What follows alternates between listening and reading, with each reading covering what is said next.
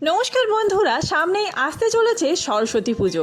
আর সরস্বতী পুজো ঠিক পরের দিনই শীতল ষষ্ঠী ব্রত পালন করে থাকেন বাংলার মায়েরা। তবে এই ব্রত ঠিক কবে পালন করবেন, 24শে জানুয়ারি নাকি 25শে জানুয়ারি? চলুন জেনে নেওয়া যাক 2026 সালে শীতল ষষ্ঠী ব্রত কবে পড়েছে।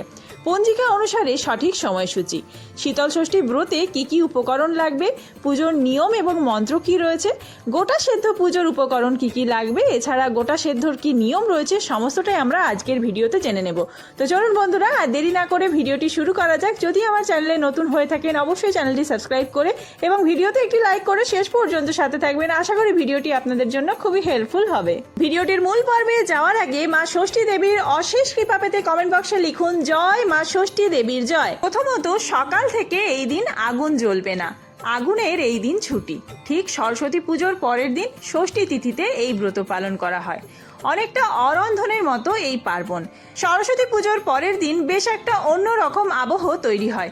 তবে এই পার্বণ মূলত এই দেশীয়দের মধ্যেই প্রচলিত, মানে যাকে বলা হয় ঘটিদের মধ্যে প্রচলিত। তবে ঠান্ডা রান্নার একদম অন্যরকম স্বাদ। তো চলুন বন্ধুরা, এবার জেনে নেওয়া যাক যে এই গোটা সেদ্ধ বা শীতল ষষ্ঠী ব্রত আপনারা কবে পালন করবেন। 23শে জানুয়ারি 9 মাঘ শুক্রবার দিন পড়েছে সরস্বতী পুজো, আর তার ঠিক পরের দিন রয়েছে ষষ্ঠী ব্রত। 24শে জানুয়ারি 10ই মাঘ শনিবার। পুজোর শুভ সময় থাকছে ওই দিন সকাল 7:50 থেকে শুরু করে বেলা 11:30 মধ্যে। এই সময়ের মধ্যে আপনারা বাড়িতে নিজের ঠাকুর ঘরে পুজো করতে পারেন, অথবা যদি অন্য কোনো মন্দিরে গিয়ে ঠাকুরমশাইয়ের কাছে পুজো দিতে চান তাহলেও এই সময়ের মধ্যে দিলেই ভালো। এবার বলে রাখি যে শীতল ষষ্ঠী ব্রতে আপনাদের কি কি উপকরণ লাগবে। 1 সরা চাল লাগবে, মানে একটা রেকাব ভর্তি চাল, আর তার সাথে 5 রকমের সবজি, 5 রকমের ফল আপনারা দেবেন ঠাকুরমশাইকে নৈবেদ্য হিসেবে। এর সাথেই দিতে হবে 1 টাকার কয়েন, অথবা আপনারা 11 টাকা 21 টাকা যা দক্ষিণা দিতে চান দিতে পারেন। আপনারা যদি মন্দিরে গিয়ে পুজো দিতে না পারেন তাহলে যেখানে সরস্বতী পুজো হয়েছে সেই সরস্বতী পুজোর কাছেও আপনারা ঠাকুরমশাইকে এই ষষ্ঠীর নৈবেদ্য ধরে দিয়ে পুজো দিতে পারেন। এছাড়াও আপনারা যদি নৈবেদ্য দিয়ে পুজো ঠাকুরমশাইয়ের কাছে না দিতে পারেন তাহলে আপনারা বাড়িতেও নিজের মতন করে পুজো করতে পারেন এই নৈবেদ্য সাজিয়ে। তার জন্য আপনাদের আগে থেকেই কিছু ফুল জোগাড় করে রাখতে হবে, আর ঠাকুরঘর পরিষ্কার করে নিয়ে নিজেরা যেভাবে পুজো শুরু করেন সেইভাবেই পুজো শুরু করবেন। তারপরে এই সমস্ত নৈবেদ্য আপনারা ষষ্ঠী দেবীর কাছে অর্পণ করবেন।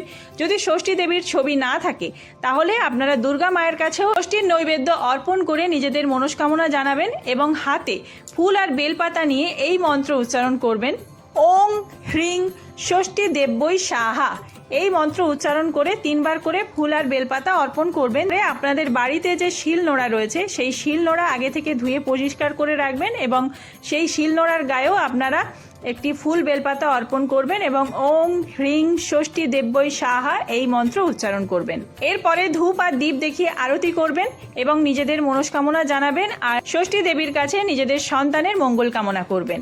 এই দিনে অনেকের বাড়িতেই ষষ্ঠী দেবীর প্রতীক হিসেবে শিল নোড়ার পুজো করা হয়।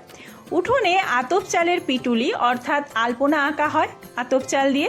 আলপনার ওপর একটি শিল বা শিলনোড়া রাখা হয় যা ষষ্ঠী দেবীর প্রতীক। শিলের কোলের কাছে বাঁশপাতা, জোড়া কলা ও 21টি সজনে ফুল রাখা হয়। তালপাতার পাখা দিয়ে শিলকে বাতাস দেওয়া হয়। দই ও হলুদে রাঙা সাদা সুতো ভিজিয়ে ছেলে মেয়েদের হাতে ষষ্ঠীর ডোর হিসেবে বেঁধে দেওয়া হয়, আর এই দইয়ের ফোঁটা দেওয়া হয় ওই শিলের গায়ে।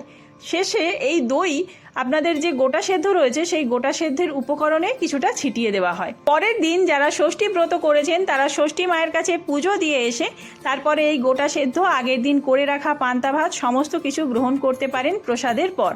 তো আর তার আগের দিন আপনারা যারা ষষ্ঠী ব্রত করছেন অবশ্যই নিরামিষ আহার গ্রহণ করবেন, এবং যেই দিনে ষষ্ঠী ব্রত করছেন সেই দিনেও আপনারা এই প্রসাদ গ্রহণ করবেন এবং নিরামিষ আহার গ্রহণ করবেন। বন্ধুরা, আজকের ভিডিওটি এই পর্যন্তই। খুব তাড়াতাড়ি নতুন কোনো ভিডিও নিয়ে আসছি। সবাই অবশ্যই শীতল ষষ্ঠী ব্রত পালন করুন এবং সরস্বতী পুজো খুব ধুমধাম করে পালন করুন। ভিডিওটি যদি হেল্পফুল হয়ে থাকে বন্ধুদের মধ্যে অনেক অনেক বেশি শেয়ার করবেন। ভিডিওতে যদি কোনো ভুল ত্রুটি হয়ে থাকে সেটিও কমেন্ট করে জানাতে পারেন। কোনো কিছু জানার থাকলে সেটিও কমেন্ট বক্সে জানাতে পারেন। দেখা হচ্ছে অন্য কোনো ভালো ভিডিওতে। সবাই সুস্থ থাকবেন, ভালো থাকবেন। ধন্যবাদ।